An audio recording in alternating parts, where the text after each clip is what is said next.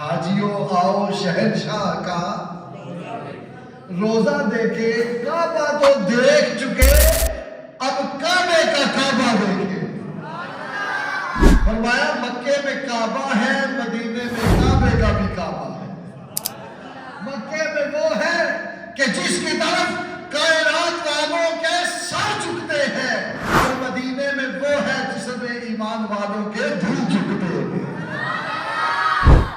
مکے میں جنت کے وعدے ہیں،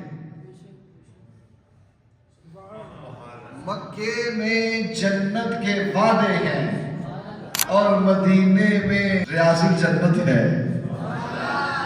مدینے میں جنت ہے، مکے میں وعدے ہیں۔ اگر بندہ کہے یا اللہ مجھے جنت دے، اللہ مجھے جنت دے، اللہ مجھے جنت دے، تو آواز آتی ہے پہلے جان لوں گا، پھر حساب لوں گا، پھر جنت دوں گا۔ پہلے جان لوں گا، موت آئے گی، پھر حساب لوں گا، پھر جنت دوں گا۔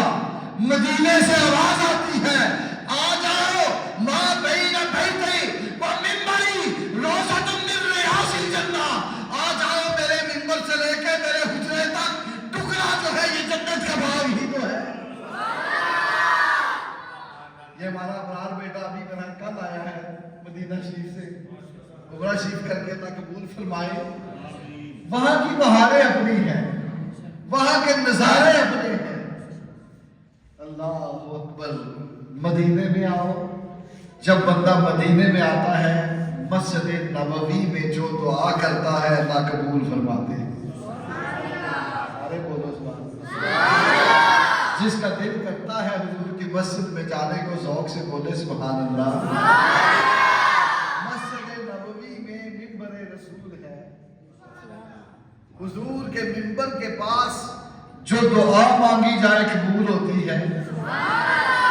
مسجد نبوی میں ریاض الجنہ ہے، ریاض الجنہ جنت کا ٹکڑا ہے، جنت میں جا کے جو مانگو اللہ عطا کرتا ہے۔ اور ریاض الجنہ میں 7 ستون ہے، وہاں جو مانگو اللہ عطا کرتا ہے۔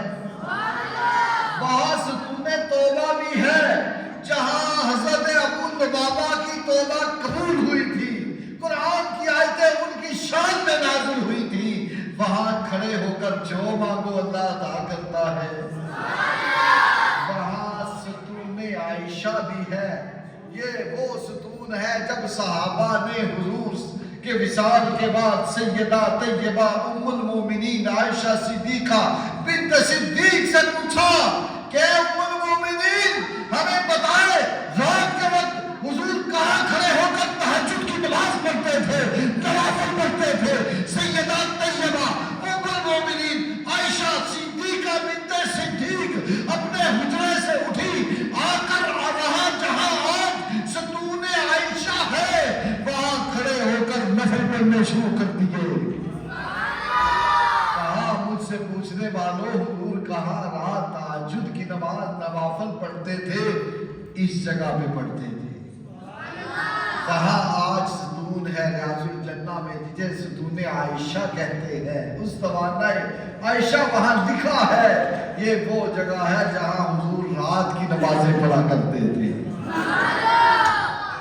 اور وہاں اللہ کے انوار نازل ہوتے تھے، اللہ کی رحمتیں نازل ہوتی تھی، جہاں رحمت للعالمین کھڑے ہوتے تھے۔ وہاں کھڑے ہو کر جو دعا مانگو اللہ اسے بھی قبول فرماتا ہے۔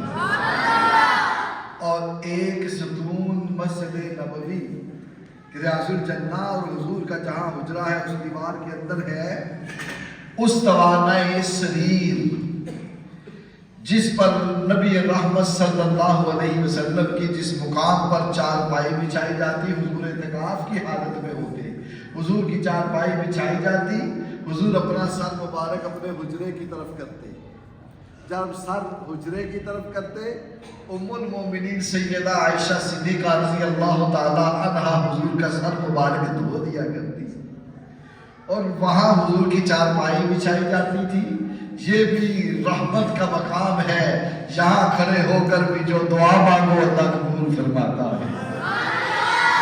وہاں ایک ستون، جیسے یہ ہماری دیوار میں ستون ہے نا، ایسے ہی ستون ریاض الجنہ کی جو دیوار ہے اور حجرے کی جو دیوار ہے وہاں ہے، اور اس ستون کا نام ہے ستون استوانہ عرش۔ یہ وہ مقام ہے جہاں کھڑے ہو کر حضرت علی حضور کے دروازے کے آگے کھڑے ہو کر حضور کے گھر کا پہرا دیا کرتے تھے۔ یہ وہ مقام ہے جہاں نبیوں کے تاجدار کے بھی قدم لگے ہیں، ولیوں کے تاجدار علی شیر خدا کے بھی قدم لگے ہیں۔ یہاں سے حضور گزر کر مسجد میں آتے تھے، جہاں کھڑے ہو کر علی حضور کے گھر کا پہرا دیتے تھے، اور اللہ کی رحمتیں اس جگہ پہ نازل ہوتی تھی۔ آج بھی کوئی بندہ مومن وہاں کھڑا ہو کر اللہ سے مانگے تو اللہ جھولی بھر دیتا۔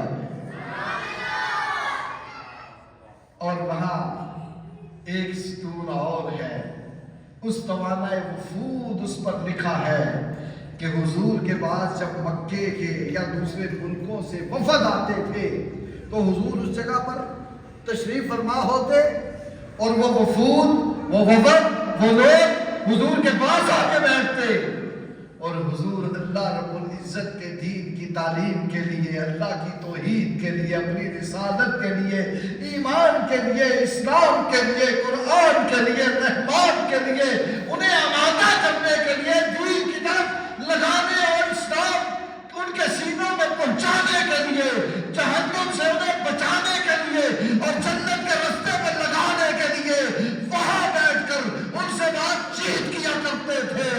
وہ مقام جو ہے استوانہ وفود والا، وہاں حضور بیٹھ کر اللہ کے لیے، اللہ کے دین کو لوگوں تک پہنچانے کے لیے کوشاں ہوتے، اور اللہ کی رحمتوں کا نزول اس مقام پر ہوتا تھا۔ اس جگہ پر بھی کھڑے ہو کر مانگو تو اللہ جھولیاں بھر دیتا،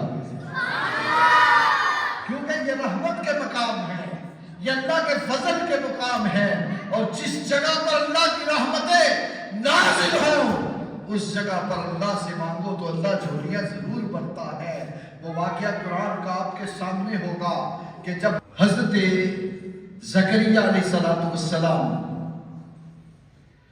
آپ حضرت مریم کے پاس پہنچے تو دیکھا ان کے حجرے میں بے موسم پھل پڑے تھے۔ جب بے موسم پھل دیکھے تو فرمایا انا لکی ھذا، اے مریم یہ تمہارے پاس کہاں سے آئے؟